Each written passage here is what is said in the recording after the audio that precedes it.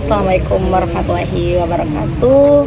Perkenalkan, nama saya Dinda Nur Fadila Pampawa, NIM 43040419018. Oke, pada malam hari ini saya ditemani oleh Elsa. Halo. Senang bertemu dengan Elsa. Terima kasih sudah menyempatkan waktunya untuk hadir pada malam hari ini, untuk sekedar sharing sedikit tentang pengalaman Elsa. Untuk saat ini Elsa berstatus siswa atau mahasiswa? Iya Kak, untuk saat ini saya masih status pelajar. Oh, oke. Saat ini bersekolah di mana Elsa, kalau boleh tahu? Di SMA Negeri 3 Group yang ada di Kabupaten Banggai, Sulawesi Tengah, Kak. Bagaimana kegiatan pembelajaran saat ini? Apa hibrid, online atau offline? Ya kalau saat ini sekolah aku udah masuk offline, dan di sekolah offline ini benar-benar fase yang lumayan aku syukuri Kak, karena saat ini kebetulan aku udah kelas 2 dan kelas 1 aku full online. Jadi saat masuk kelas 2 dan udah offline, benar-benar banyak hal-hal yang menyenangkan, udah banyak ketemu teman. Terus dan aku juga tipe orang yang kalau belajar harus offline karena materinya lebih masuk. Tapi di mana ada hal-hal yang menyenangkan, pasti ada hal yang gak enak. Oh iya, berarti Elsa tipe orang yang kalau belajar itu harus lihat langsung. Iya betul. Ya, karena banyak gitu belajar orang kan, ada yang harus lihat langsung, ada yang bisa sekedar mendengar suara, ada yang harus dengan visualnya. Yes, iya betul. Tadi kata Elsa, di saat masuk offline ada hal menyenangkan dan kurang menyenangkan. Menyenangkannya pastinya ketemu teman, proses pembelajarannya makin bagus. Kalau untuk hal yang kurang menyenangkan sendiri, kira-kira bisa diceritain nggak? Kalau untuk hal yang kurang menyenangkannya sendiri sebenarnya banyak Kak, tapi ada satu hal yang benar-benar sangat mengganggu kegiatanku akhir-akhir ini, yaitu belaku positif kali ya. Jadi waktu itu aku sempat join salah satu kelas, dan saat itu ada satu guru yang dalam proses mengajar dia memang suka bercerita, dan pada saat itu dia bercerita lebih ke arah percintaan. Jadi dia kayak memberi saran sama murid-muridnya gitu. Waktu itu dia bilang begini, untuk adik-adik yang laki-laki kalau diputusin itu nggak apa-apa, tapi kalau yang perempuan wah jangan sampai tuh, karena bisa sampai gantung diri, sampai bunuh diri, bisa minum obat-obatan. Mungkin kalau didengar sekilas ini agak biasa-biasa saja dan basa-basi seorang guru sama siswanya, tapi jujur hal ini sangat mengganggu saya akhir-akhir ini Kak, karena saya merasa kok sepertinya perempuan dianggap yang lebih lemah dan tidak bisa mengontrol dirinya untuk melakukan sesuatu gitu.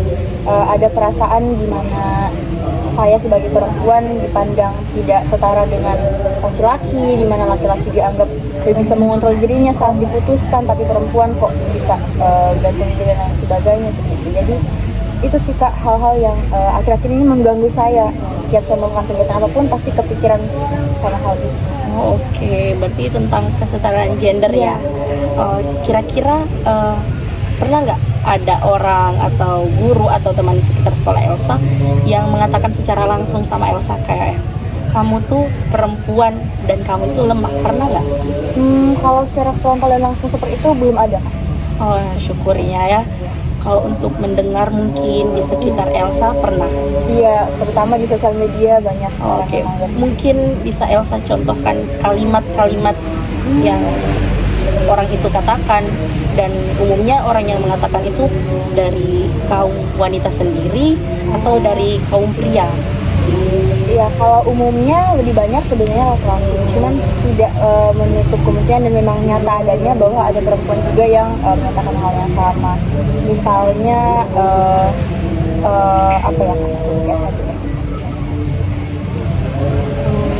misalnya kalau untuk perempuan itu sendiri, saat dia mencoba untuk melakukan sebuah kegiatan yang mungkin di daerah itu masih tabu Kak, masih lumayan konservatif daerahnya, dia dicap tidak mampu. Misalnya hal-hal simpel seperti angkat galon mungkin, atau membenarkan mesin atau mungkin cuma sekedar mengecat rumah, itu sudah ada stigma bahwa hal-hal seperti itu hanya dilakukan oleh laki-laki, dan perempuan kalau melakukan itu tidak becus.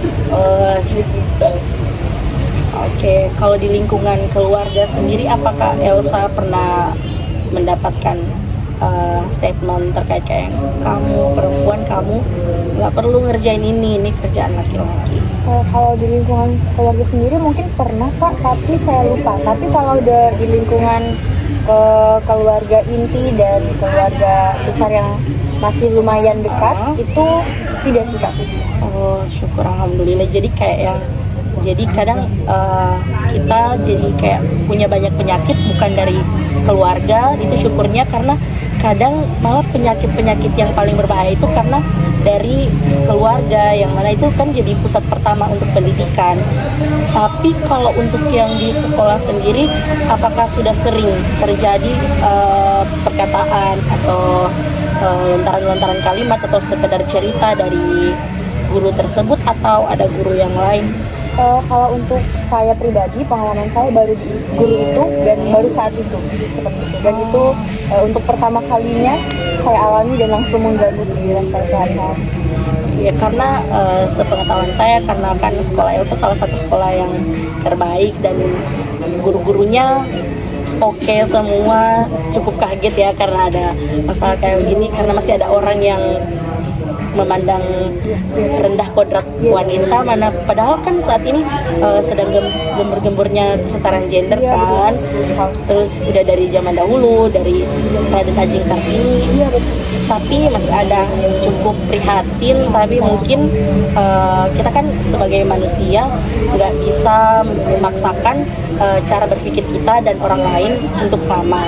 Tapi mungkin untuk kedepannya, kalau Elsa menemui hal semacam itu, mungkin bisa kayak gurunya kan bercerita, mungkin Elsa boleh memberikan pendapat Elsa kayak yang, oh Pak, menurut saya mau yang diputusin itu laki-laki atau perempuan itu sama saja, karena relationship kan kita nggak ada yang bisa ngatur, oh saya perempuan, saya yang harus putusin kamu, atau saya laki-laki, saya ketika diputusin saya nggak boleh nangis.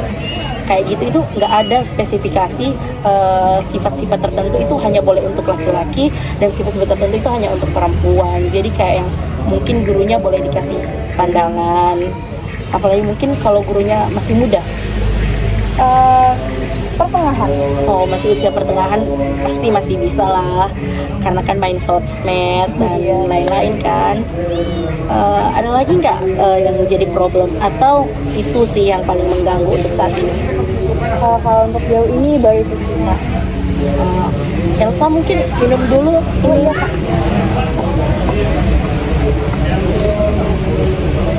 Oke. Terima kasih Kak. Oke, terima kasih Elsa karena sudah mau Terima sedikit kasih sharing pembelajaran dan pengetahuan atau apapun itu yang Elsa dapatkan di sekolah, di sekitar lingkungannya Elsa. Terima kasih. Terima kasih kembali Kak. Oke, teman-teman, itulah tadi sharing session saya bersama Elsa. Untuk yang sudah menonton, saya ucapkan terima kasih. Assalamualaikum warahmatullahi wabarakatuh.